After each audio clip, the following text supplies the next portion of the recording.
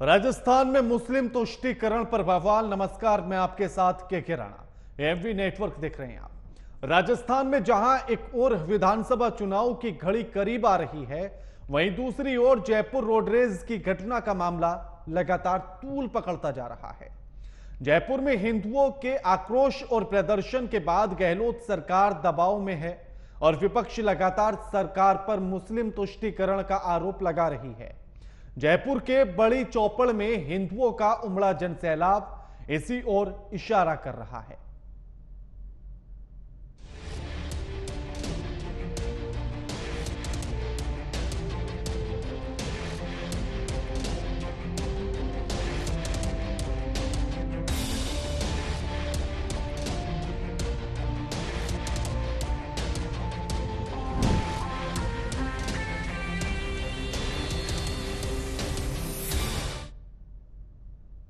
जयपुर बचाओ संघर्ष समिति हो या फिर हिंदू संगठनों के कार्यकर्ता, सभी ने गहलोत सरकार की राजनीति को मुस्लिम तुष्टीकरण वाली राजनीति से परेशान हैं। यह हमारी खास रिपोर्ट देखिए और उसके बाद इसी मुद्दे पर चर्चा करेंगे।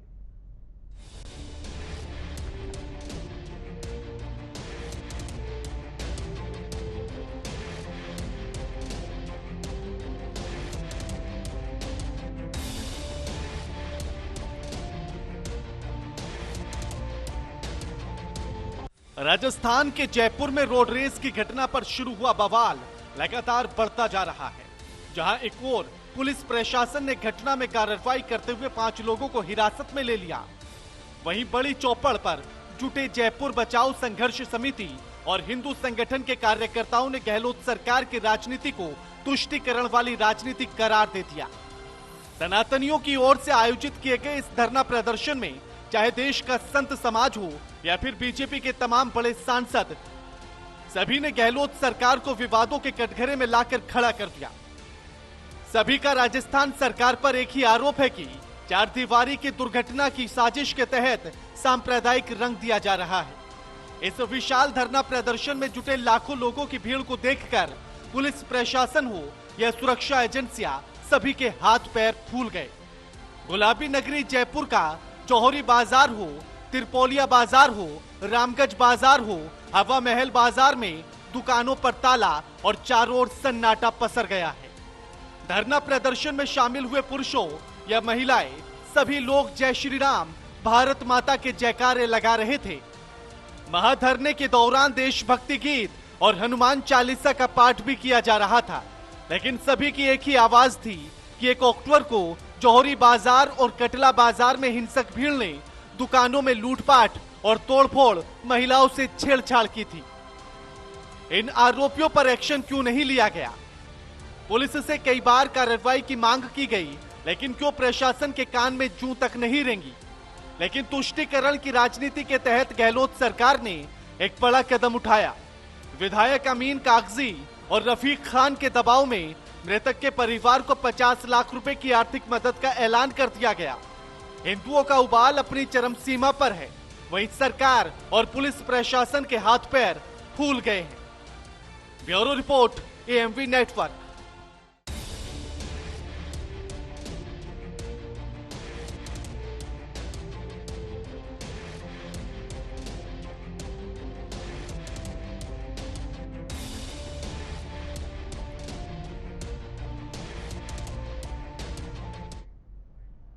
तो राजस्थान में जो ये बवाल शुरू हुआ है, इस बवाल के बाद से कई सवाल उठने लगे हैं। सवाल ये भी उठ रहा है कि आखिर क्या राजस्थान सरकार तुष्टीकरण की राजनीति कर रही है?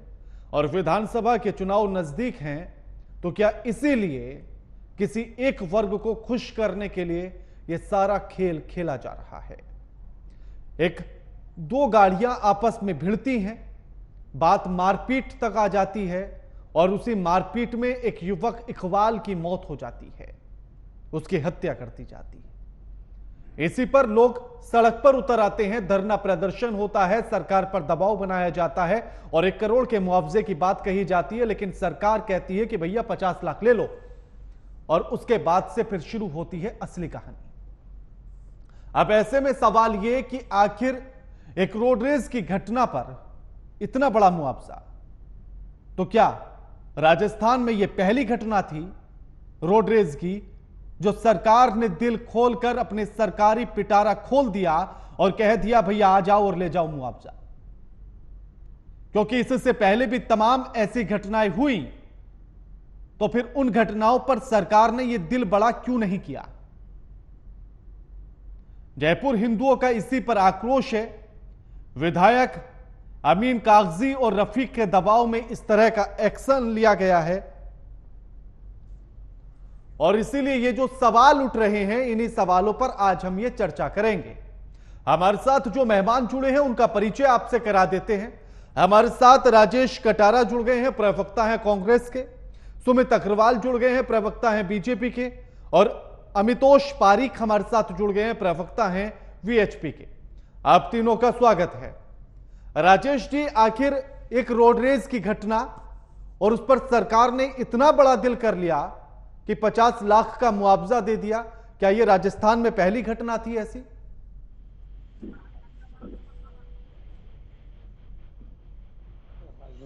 राजेश जी सुन पा रहे हैं मुझे? राजेश जी, मेरा सवाल यह है कि क्या यह जितना बड़ा दिल एक रोडरेज की घटना पर राजस्थान की सरकार ने कर दिया और 50 लाख का मुआवजा दे दिया, तो यह क्या चुनाव नजदीक आ रहे हैं इसलिए किया गया, या फिर रोडरेज की पहली घटना थी इसलिए किया गया? सर, चुनावों का कोई इससे लेना देना नहीं है।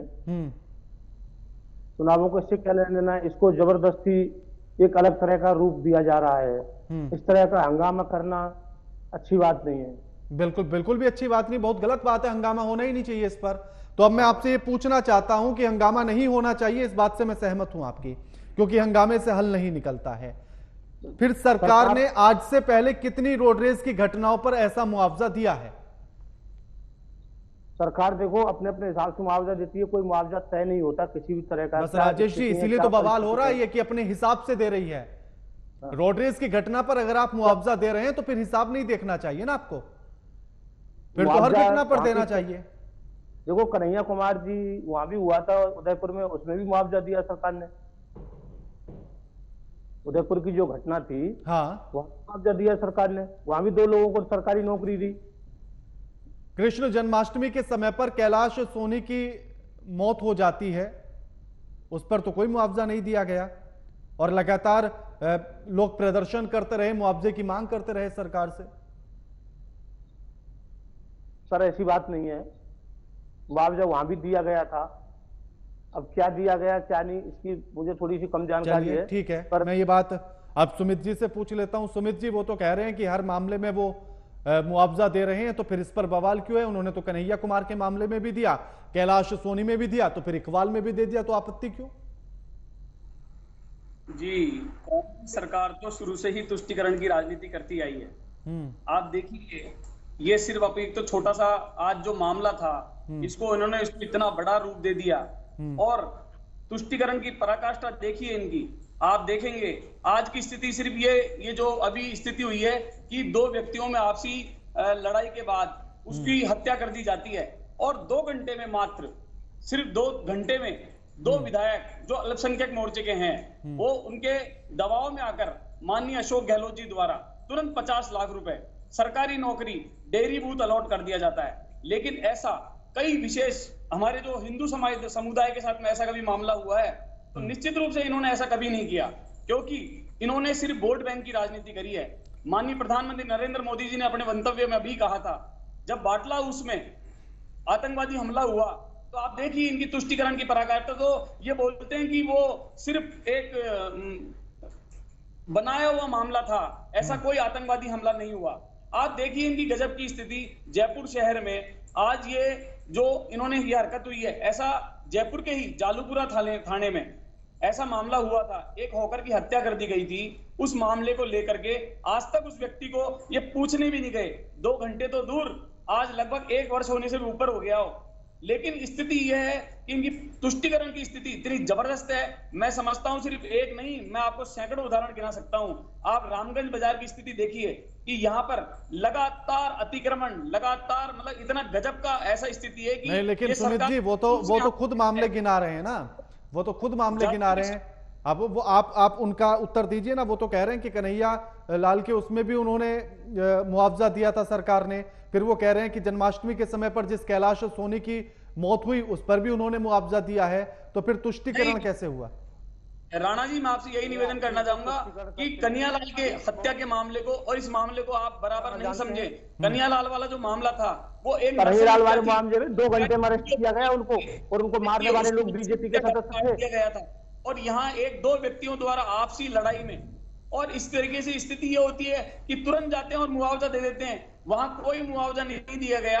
और ऐसा ही नहीं, ये सांप्रदायिक दंगे कई बार हुए और कई लोगों की हत्या हुई है। चाहे वो मालपुरा का दंगा ले लो, करौली का दंगा ले लो। मैंने जैसा भी बताया कि जयपुर की जालूपुरा थाने में अभी कुछ दिनों पहले ही ऐसा मामला हुआ जिसमें किरोड़ी लाल जी मीणा जी ने भी वहां जाकर के धरने पर बैठे थे, लेकिन इनकी कांग्रेस सरकार की कान में जू भी नहीं रहेंगी थी। आप देखिए ना, लगातार, और इसी को देखते हुए आज आप इसकी पराकाष्ठा देखिए कि जयपुर शहर जो वॉल सिटी है, जिसको गुलाबी नगरी कहते हैं, जो विश्व ऐतिहासिक नगरी है, यहां से हिंदुओं का लगातार पलायन हो रहा है। जहां पर आज आपने देखा कि यहाँ पर जो धरना प्रदर्शन हो रहा है, ये किशनपोल विधानसभा के अंतर्गत आता है। आप किशनपोल विधानसभा को देखिए। किशनपोल विधानसभा में लगभग इस बार जो भी मतगणना की गई है उसमें 6000 से ज्यादा हिंदुओं का पलायन हो चुका है। ठीक है। अल्पसंख्यक और जाति विशेष समुदायों का इस तरीके से इस मामले को अखबारों ने भी कई बार उठाया है। आप देखिए, इतना गजब का, मैं आपको जो बोल रहा था कि अतिक्रमण वाला मामला नहीं है, क्योंकि जाति विशेष समुदाय के लोग वहां ज्यादातर हैं। पुलिस भी फैल हो चुकी है, और अशोक गहलोत जी तो दूर, आपके दोनों विधायक रफीक खान और अमीन कागजी जी जो बिल्कुल भी ध्यान नहीं दे रहे हैं। ठीक है इनकी अमितोष, हाँ ठीक है अमितोष जी, उनका कहना है कि अगर हम सबको मुआवजा दे रहे हैं तो फिर ये तुष्टिकरण कैसा हुआ, और फिर ये बवाल किस लिए है? राणा सर, सबसे पहले तो मैं जो कांग्रेस के यहाँ प्रवक्ता बैठे हैं इनसे यही पूछना चाहूंगा और आपके माध्यम से पूछता हूँ। देखिए, दर पदर तुष्टिकरण को कैसे प्रथम दृष्टया साबित हो रहा है वो मैं अभी आपके सामने एक्सपोज करता हूँ। सीसीटीवी फुटेज बताता है कि 2 बाइकों का भिड़ंत होता है, और 2 बाइकों के भिड़ंत के बाद इकबाल जो मृतक था वो तीसरी बाइक पर होता है, और तीसरी बाइक पे होने के बाद वो पहले वहां पे झड़प करता है। उसके बाद वो वहां से जाता है, सरिया लेके आता है, 10 से 15 लोगों के साथ आता है, और फिर मारपीट होती है। ये पूरा सीसीटीवी फुटेज है। लेकिन आप देखिए कि 29 तारीख को जो इकबाल के भाई ने एफआईआर दर्ज कराई थाने में, उस एफआईआर के अंदर में कहीं पे भी ये बात ही नहीं लिखी है। तो कॉन्ट्राडिक्शन अपने आप क्रिएट हो जाता है। आप ही देखिए, मेरे पास वो एफआईआर की कॉपी है, और मैं वो एफआईआर की कॉपी में से वो पॉइंट पढ़ता हूं। वो लिखते हैं कि हम अपनी नानी के यहां से आ रहे थे और कुछ लोगों ने हमारे को घेरा, और 10 से 15 लोगों ने घेर कर मेरे भाई को मारना चालू कर दिया। मैं थोड़ी दूर गया और देखा तो बाइक का तो विवरण और टकरार का तो विवरण ही नहीं आया। तो क्या ये तुष्टिकरण की राजनीति नहीं है कि जो मौके पर वारदात हुई और उसके बाद जो एफआईआर दर्ज हुई, दोनों में इतना बड़ा कॉन्ट्राडिक्शन है? तो प्रशासन को क्या ये नहीं देखना चाहिए था कि अपराध हुआ तो हुआ कैसे? और आपने 12 घंटे में 50 लाख दे दिए, डेयरी बूथ दे दिया। क्यों? उस जगह से जहां पे घटना हुई है राणा जी, वहां पर लगातार पलायन होता जा रहा है, और उस पलायन के मामले आते जाए। प्रशासन ने इस पर जिम्मेदारी नहीं उठाई। झालावाड़ के अंदर में ऋषि राज जिंदल 26 साल के लड़के को मार दिया जाता है, बजरंग दल के कार्यकर्ता को। प्रशासन ने उसको मुआवजा नहीं दिया, चुप हो गया। वो लिंचिंग नहीं थी। अलवर के अंदर में हरीश जाटव को मार देते हैं, वो लिंचिंग नहीं होती। कहां एक मुआवजा उनके लिए? अप्रैल 2 को हिंदू जब अपना नववर्ष बनाता है तो पथराव हो जाता है, लोग घायल हो जाते हैं, तब कहां चली जाती प्रशासन? तो अगर ये जब एफआईआर का कॉन्ट्राडिक्शन ही सबके सर्वप्रथम दृष्टि आ जाता है, तो किस तरह के तुष्टिकरण का यहाँ पे अब स्कोप बचा है? ये साफ तौर से तुष्टिकरण है। सिर्फ और सिर्फ मुआवजे को दिया गया है क्योंकि राजस्थान में मुसलमानों के वोट कांग्रेस सरकार को देखने थे, और इसी वजह से दबाव में आके दिया गया। और एक और बात, पुरोहितों का कटला था, वहां पे लोगों ने उपद्रव मचाया, वहां पे उन्माद भीड़ गई। क्यों अभी तक राजस्थान सरकार ने, प्रशासन ने उसको आइडेंटिफाई नहीं करा और पकड़ा? वो इसलिए नहीं पकड़ा क्योंकि उनपे दबाव है, और इसी दबाव के चक्कर में अपराध को एक रंग दिया गया और बिना सोचे समझे 50 लाख रुपए दे दिए गए। ठीक है, ठीक। कटारा जी, अब आरोप तो आप पर तमाम लग ही चुके हैं, अमितोष ने भी तमाम आरोप लगा दिए हैं, और सीधा सीधा ये कि एफआईआर और जो घटना है सीसीटीवी में जो दिख रहा है, उनमें आखिर इतना बड़ा विरोधाभास कैसे हो सकता है? सीसीटीवी में क्या दिखा, इन्होंने भी देखा होगा। हाँ, उन्होंने बताया, वही तो मैं आपसे पूछ रहा हूँ। सीसीटीवी में ये दिखा इस तरह का, एक आदमी ने उसको मारा, ऐसे दिखा क्या? उन्होंने कहा कि मामला दो बाइक के भिड़ने का है, लेकिन सीसीटीवी में दिखता है कि तीसरा बंदा आता है, सरिया उठाकर लाता है और मारपीट शुरू करता है। सीसीटीवी में ऐसा कुछ नहीं है। वो दो बाइकों में भिड़ंत थी, उनमें से एक आदमी आया, उसके साथ मारपीट करी। इसको जबरदस्ती इस तरह का रूप दिया जा रहा है। ये इस शांति और अमन को, चैन को खत्म करना चाहते हैं। इस तरह का जातिवाद लेकर के कभी कहते हैं लोग पलायन कर रहे हैं। 4 साल पहले इनकी सरकार थी, उस समय क्या स्थिति थी, उस समय का आंकड़े गिना सकते हैं। ये कन्हैया कुमार को जिस तरह से मारा, 2 घंटे में उनको अरेस्ट किया। ऐसा कोई भी केस बता दीजिए जिसमें सरकार ने मुआवजा ना दिया हो। इस तरह की बातें करना और सांप्रदायिकता दंगा देना कोई बड़ी बात नहीं है। देते सांप्रदायिक रूप हर चीज को। वो उन्होंने तो तमाम नाम गिना दिए ना, कटारा साहब, एमएलए एमपी कटारा साहब, अमितोष ने तो कई नाम गिना दिए, हरीश यादव का नाम गिना दिया है, न्यू ईयर पे पथराव का मुद्दा गिना दिया है। ऐसा एक ये बता दें जिसमें सरकार ने मुआवजा ना दिया हो। ठीक है सुमित जी, जरा नाम गिना दीजिए। वो कह रहे हैं कि नाम गिना दो कि किस मामले पर सरकार ने मुआवजा नहीं दिया। सबसे पहले तो राजेश जी आप ये बताइए कि 2 घंटे में मुआवजा कौन से केस में दिया गया किसी हिंदू को? सबसे पहले तो मतलब किसी को अगर मुआवजा दे दिया जाए तो मतलब 2 घंटे में क्यों दे दिया? 2 घंटे में अरेस्ट भी किया है हमने कन्हैया कुमार के हत्यारों को, और जो जबकि वो बीजेपी से संबंध रखते थे। बताइए, इसका जवाब दीजिए, फिर उसके आगे बोलूंगा मैं। बोलिए राजेश जी। जी, आपके पास कोई जवाब? बिल्कुल भी आपके पास जवाब नहीं है। राजस्थान में कांग्रेस की तुष्टीकरण के 7वें आसमान पर छू लिया है इन्होंने। स्थिति इतनी खराब है कि रामनवमी का जब मेला निकलता है तो डीजे बैन कर देते हैं। जब वो एक लॉ एंड ऑर्डर का मामला है, लॉ एंड ऑर्डर हरियाणा में भी परमिशन नहीं दी थी हनुमान जयंती पे। हरियाणा में आपकी सरकार है, वहां जाकर उठा के देख लीजिए आप। लॉ एंड ऑर्डर के एक तरफ कहते हो लॉ एंड ऑर्डर नहीं है, और एक तरफ सावधानी तौर पर लॉ एंड ऑर्डर काम करता है, उसके लिए कहते हैं कि परमिशन नहीं देते। क्या सरकार ये करे कि दो उनको भिड़ाने का काम करे? अभी सुमित जी सीधा मामला इतना सा है, और मेरा सवाल भी इतना है कि 2 घंटे में दिया या 3 घंटे में दिया, मुआवजा तो सभी को मिला ना? नहीं, सभी को मिला। वो तो आपको चैलेंज कर रहे हैं, वो तो आपको टीवी पर बैठकर चैलेंज कर रहे हैं कि आप नाम बता दो किसको मुआवजा नहीं मिला। आप नाम गिना दीजिए। अजय जी आप सुनेंगे, जालूपुरा में अभी एक हॉकर की हत्या हुई थी 1 वर्ष पहले, उसको क्या मुआवजा दिया गया बताएंगे आप? ऐसा राजेश जी जवाब दीजिए। जयपुर का लोकल बता रहा हूं मैं आपको। और 2 घंटे को छोड़ो, पूरे राजस्थान में नहीं हुआ। बात है मुआवजे की। मैं निवेदन करूंगा आदरणीय एंकर महोदय, राजस्थान में कांग्रेस की तुष्टीकरण की राजनीति 7वें आसमान पर है। इनको सिर्फ वोट बैंक ठीक है सिर्फ ये ठीक है अमितोष जी, कुछ भी करने को तैयार है। ठीक है अमितोष जी, उनका कहना है कि चाहे 2 घंटे में दिया या 3 घंटे में दिया, लेकिन हमने मुआवजा सभी को दिया, और अगर नहीं दिया तो आप, वो तो चैलेंज कर रहे हैं यहाँ बैठकर डिबेट में कि आप नाम गिनाइए किसको नहीं दिया हमने।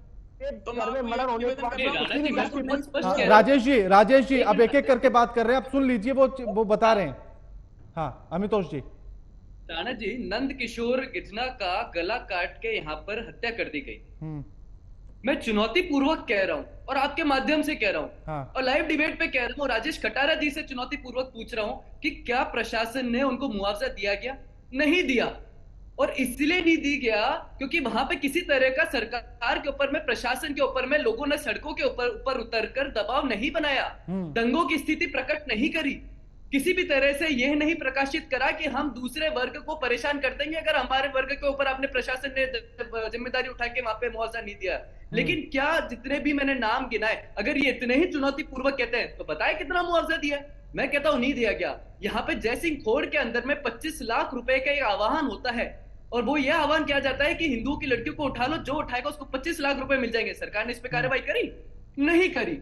और इसलिए नहीं करी गई क्योंकि यहां पर टीवी डिबेट में बैठ के और ये बोलना कि सबको मुआवजा मिला है, लेकिन ग्राउंड जीरो की रियलिटी बताना अपने आप में उतना ही कठिन पूर्वक है जितना आज राजस्थान की स्थिति बन चुकी है। और इसीलिए मैंने कहा कि क्या सरकार को मैं मुआवजे के ऊपर प्रश्न चिन्ह खड़ा नहीं करता राणा जी। मैं ये भी नहीं कहता कि 2 घंटे में दिया है या 5 घंटे में दिया है। हाँ। सरकार को जो अनुचित लिखा सरकार ने करा। हाँ। लेकिन क्या सरकार की ये जिम्मेदारी नहीं बन सकती थी कि सरकार सीसीटीवी फुटेज और एफआईआर को मिलाप करके देखे कि क्या पे हकीकत है? क्या सरकार की ये जिम्मेदारी नहीं बन सकती थी कि जिस तरह से 2 टीम बनाई वैसे अनुसंधान जल्दी करा जाए? कन्हैया लाल को कब मिला मुआवजा? अमितोष जी वो तो बड़े साफ तौर पर कह रहे हैं कि दोनों एक ही चीज है। राजेश जी ने तो भी इस बात को कहा कि दोनों सेम है, कोई फर्क ही नजर नहीं आ रहा उन्हें एफआईआर में और सीसीटीवी फुटेज में?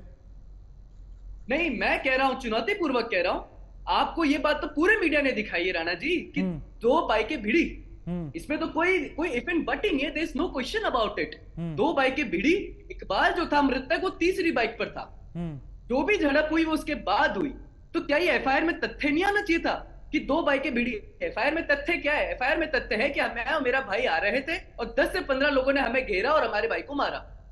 तो क्या ये सीसीटीवी फुटेज, मैं मीडिया से भी पूछता हूँ, मीडिया ने दिखाया सीसीटीवी फुटेज, लाइव चला है सीसीटीवी फुटेज सब जगह चैनलों पे, तो कहां है? मैं इसी का जवाब ले रहा हूं, मैं इसी का जवाब ले रहा हूं। राजेश जी क्या माना जाए कि इकबाल की मौत रोड रेज का मामला या वो मॉब लिंचिंग है या आपसी विवाद था, क्या था वो? क्या आप उसे किस तरह से देख रहे हैं या प्रशासन आपका किस तरह से देख रहा है उसे?